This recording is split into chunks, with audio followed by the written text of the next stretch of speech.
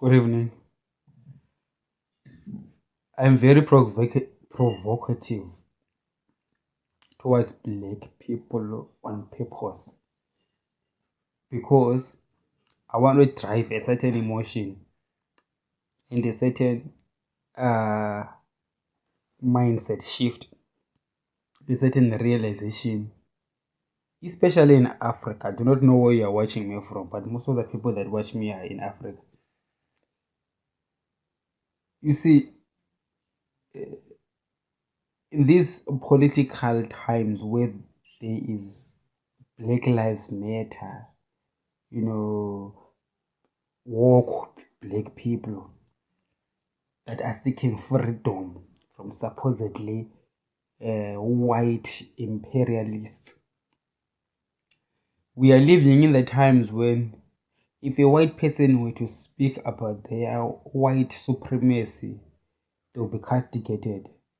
And when a black person is speaking about their oppression from white people, they are hailed as brave.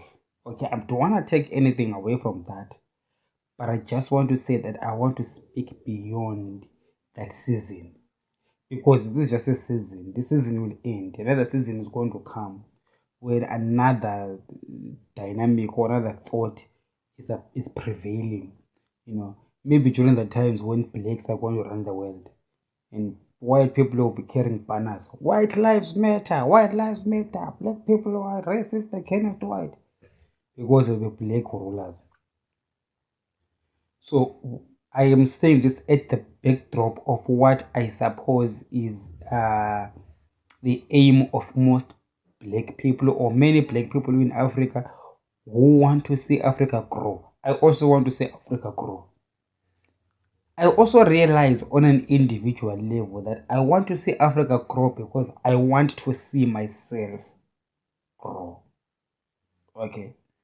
Then I realize that everybody else wants themselves first personally to grow.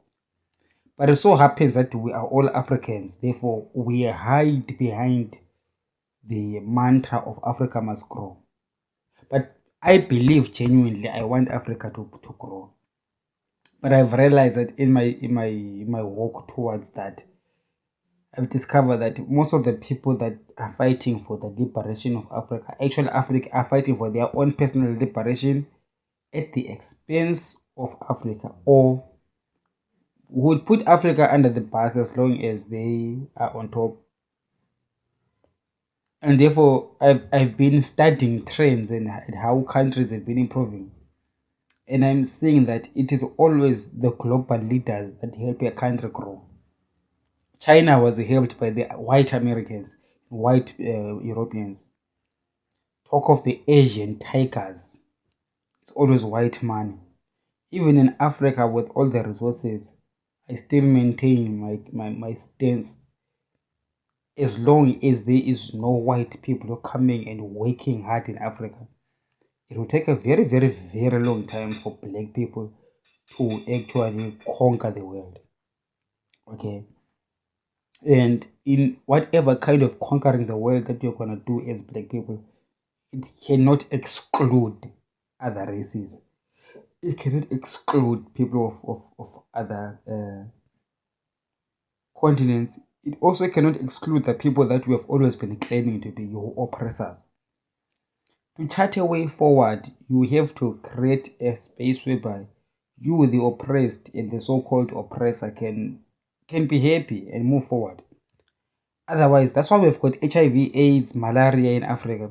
It's because the white people back then sent HIV to Africa to destroy you, to kill you, so that they can take the resources because they were not in the same page. But if in the same page, they will stop doing those things.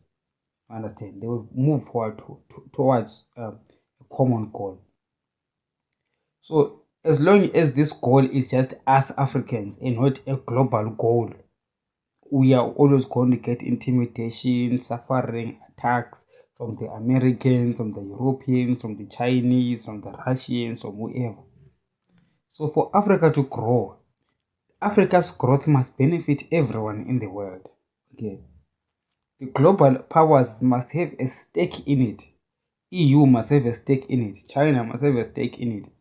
If you say we're gonna chase away China out of Africa, we're gonna chase away white people out of Africa because it is our land, trust me, you're not gonna go anywhere.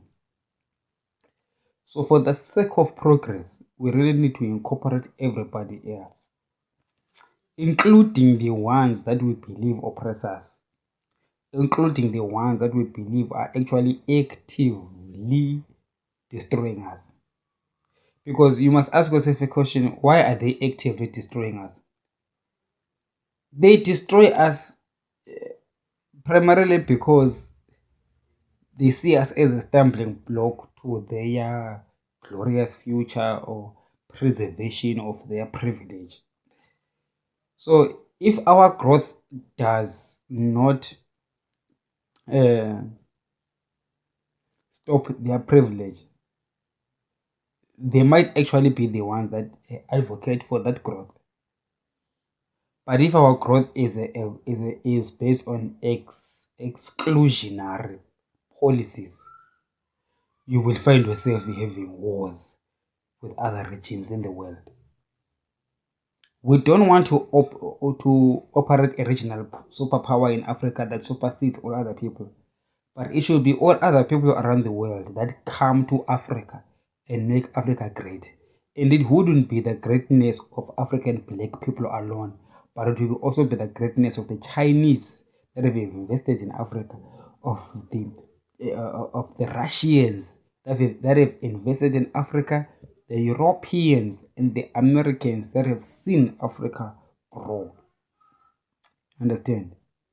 But when you are still running around with this Black Lives Matter, Black wokeness, meaning like fighting white people, fighting everybody else because you have been made slaves. In the first place, how were you made slaves? Where were you? Where was your leaders? We discovered in Africa is that our leaders sold us into slavery. So we have never had good leadership in a very, very long time. Okay, even today, the African leaders selling us to slavery. But even them, we need to be constructive with them. That's why I'm not a proponent of blaming presidents, of actually being anti-presidents. You know, I'm from Zimbabwe and we're crushed by ZANU-PF government. But still, I am constructive when I criticize ZANU-PF. There's a balance in it because you know what? You need to understand that your adversary carries keys to your growth, because your adversary is not really a hater of you. They just like themselves, but because they like themselves, they see you being antagonistic towards them, so they try to get rid of you. But in actual reality, them also are wrong, because if they try to get rid of you, you try to get rid of them, then there's a perpetual war. So for peace to be found, we need to get to consolidate to a certain meeting where we recognize that there is growth for all people. Okay, so talking about Africa, I'm going back again because that's the theme that I'm really heavy on today. That I have been looking a lot about a growth, African growth, and I see that, just like I said before, just like the Chinese grow because of the global companies, so will Africa. Even in war-torn countries that are controlled by French companies that bring rebels, sponsor rebels that fight each other, it is the very same companies that we need to engage so that they begin to see a bigger picture in actually investing in local communities, in the success of local communities, in the education of local communities, because the shareholders of oil companies and gold mining companies in Africa are also the same shareholders of Sony, same shareholders of Apple, okay, and Netflix.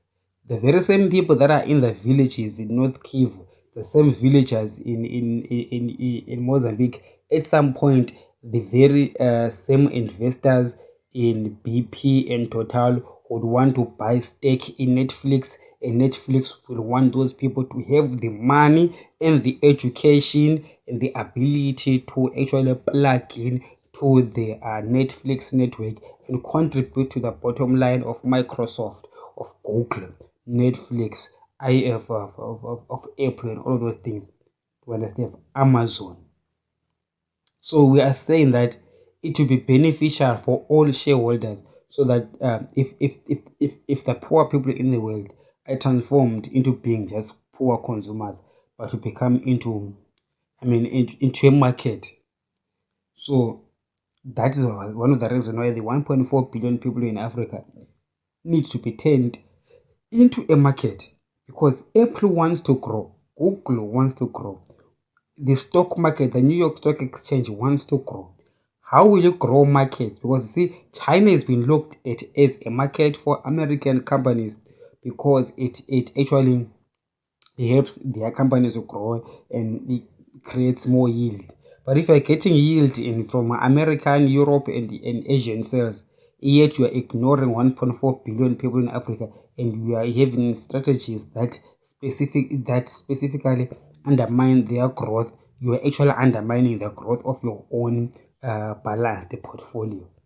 Because as an investor with a balanced portfolio across all regions in the world and across all sectors of the economy, you would be interested in new markets, in frontier markets. You'll be interested in Africa, the Caribbean, and other poor countries like in South China Seas to grow, so that when they grow, you can also grow the economy even of the world leaders. I mean, come on, like, who is going to take a bigger chunk of the market if the whole globe is actually economized? If the whole of Africa, 1.4 billion people in Africa, if they are all in the middle class, is it not Apple? Is it not Google? Is it not Facebook that is going to benefit more than the other companies themselves? So it is a no-brainer to me that the global macro strategies are based on bringing diseases to Africa so that they die and we take their resources.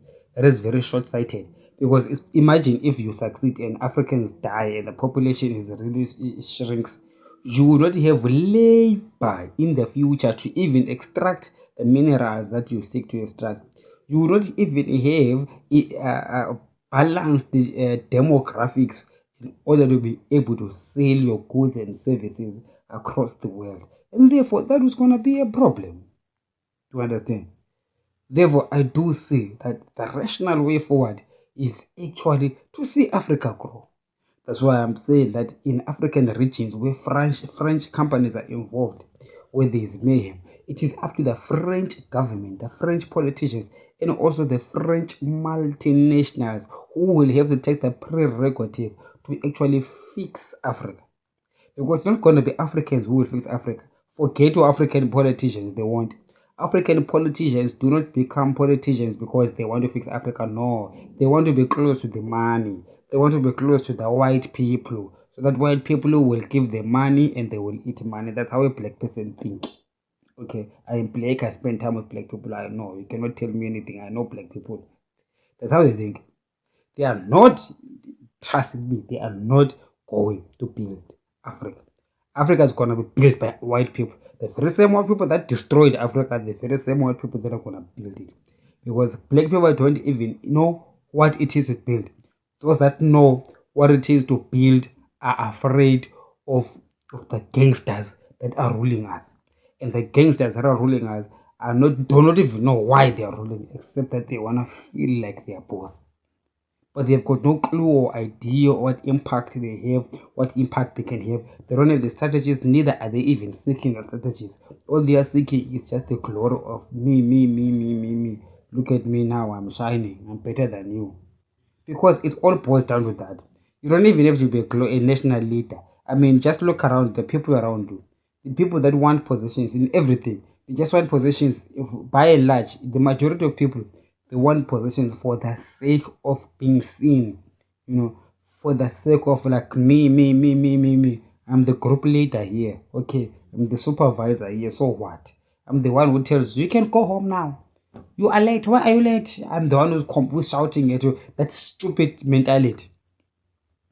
That is why there's other people that are called chosen ones, who actually come to make a big difference, who really get into and step into positions of authority to really make a real difference, the real change. But you see that the point is that we are not going to move Africa by trying to help black people to take Africa. No, no, no. Don't waste your time. If you're in the process of whatever, even if it's not Africa, whether it's in Europe, wherever, the people that you think that you are trying to get out of poverty or are trying to help, trust me, you are not going to help them by preaching to them to get out of that quagmire. No, they won't want. They are quite happy in there.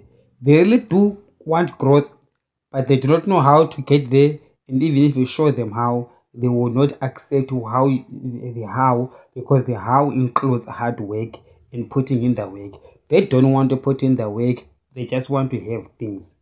And those that claim to know the job, they don't actually want to do the job. They just want the title that comes with the job, the glory and the money that comes with it. So that's what it is. Thank you for watching. My name is Ngubani. Check you on the next one.